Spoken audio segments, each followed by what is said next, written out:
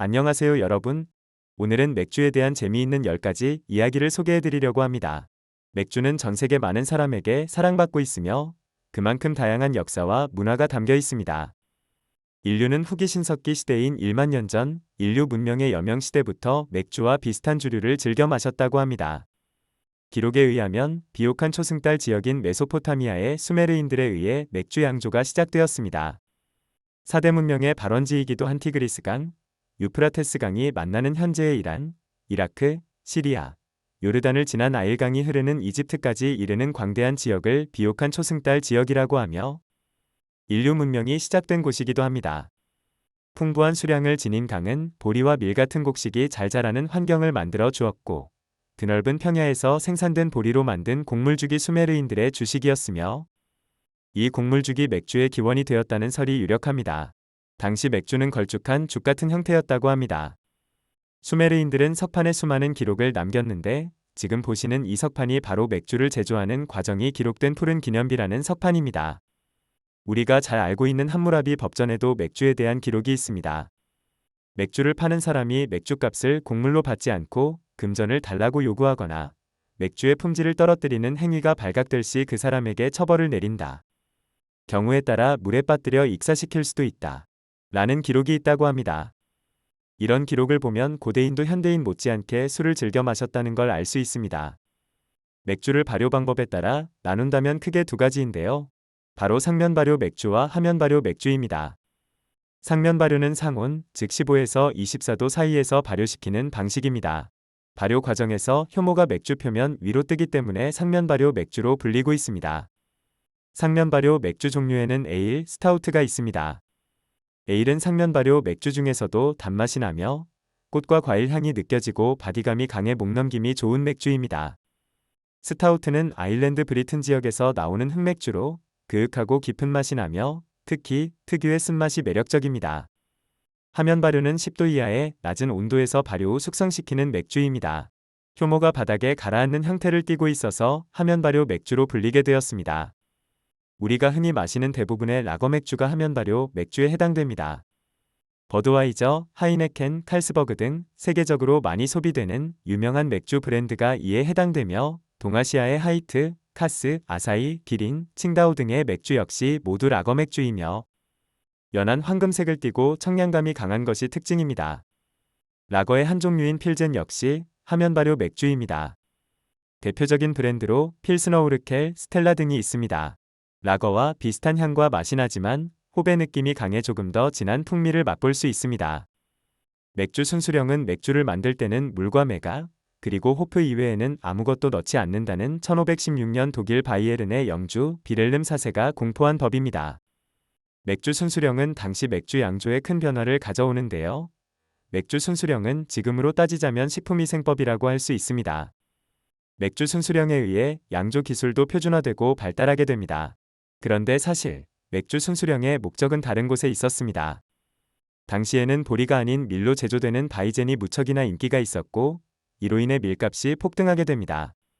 그래서 밀값을 안정시키려고 맥주 순수령을 만들게 된 것입니다. 맥주 순수령이 나오고 난 뒤에 지역마다 특색이 있던 맥주들이 대부분 멸종해 버리게 됩니다. 벨기에는 맥주 순수령의 영향을 받지 않았고 현재까지 다양한 재료로 만든 수많은 맥주가 존재합니다. 하지만 맥주 순수령을 철저히 지킨 독일에서는 특색이 있는 맥주를 찾기 어렵습니다. 최초의 라거 맥주는 필스너 우르켈입니다. 필스너 우르켈이 정말 최초의 라거인지는 논란의 여지는 있지만 최초의 라거 맥주 중 가장 성공한 맥주임에는 대체로 동의하는 사실입니다.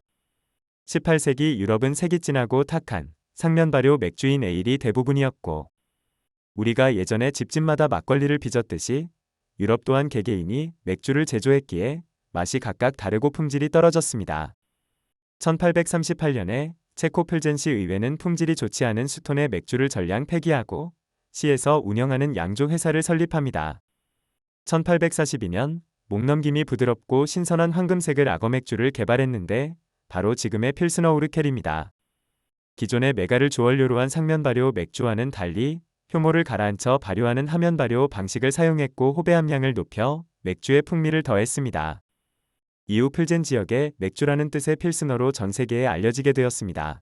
1913년에는 1억 리터 이상의 맥주가 전 세계 34개 국가에서 판매되었고, 세계 각지에서 필스, 필스너 등 다양한 이름으로 황금빛 라거 맥주를 총칭하는 말이 되었습니다.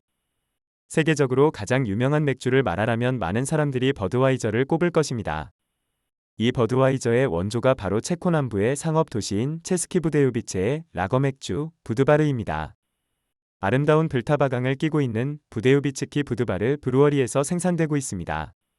1876년 미국인 아돌프 부시는 새로운 맥주를 찾기 위해 친구이자 주류 수입업자였던 칼 콜레드와 함께 체코 보헤미아 지방 체스키 부데요비체로 여행을 떠났습니다.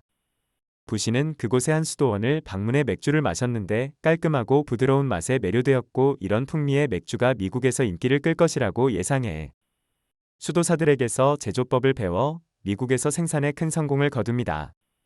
버드와이저라는 이름은 체코의 마을 이름인 부드바르의 독일식 발음에서 따왔다고 합니다. 그 후 세계적인 맥주로 성장하였고 큰 성공을 거두게 됩니다. 이 회사가 바로 에나이저부시입니다. 2008년에는 인베브와 합병하여 오늘날 세계에서 가장 유명하며 가장 많이 소비되고 가장 큰 맥주 회사인 에나이저부시 인베브로 재탄생하게 됩니다. 50개국에 20만 명의 직원을 두고 있으며 카스, 오비맥주로 유명한 대한민국의 맥주 회사인 오비맥주도 에나이저부시 인베브의 소유입니다. 이 회사 소유 브랜드는 버드와이저, 코로나, 스텔라, 호가든 등 200개에 달합니다. 한 가지 더 얘기하자면 버드와이저 상표는 체코의 부드바르와 상표권 분쟁이 현재에도 해결되지 않고 진행 중입니다. 2007년 기준 상표권 분쟁 중 부데요비츠키 부드바르가 86건 중 69번 승소, 미국 에나이저부시가 12번 승소, 5번은 무승부였다고 합니다. 맥주에 관한 10가지 중 5가지 이야기를 소개해드렸습니다. 옥토버 페스트 축제 이야기, 세계에서 가장 비싼 맥주 이야기, 가장 많이 판매되는 맥주 이야기, 독특한 맥주 이야기, 한중일 동아시아 맥주의 기원 이야기는 2편에서 이어서 소개해드리겠습니다. 쿡스였습니다.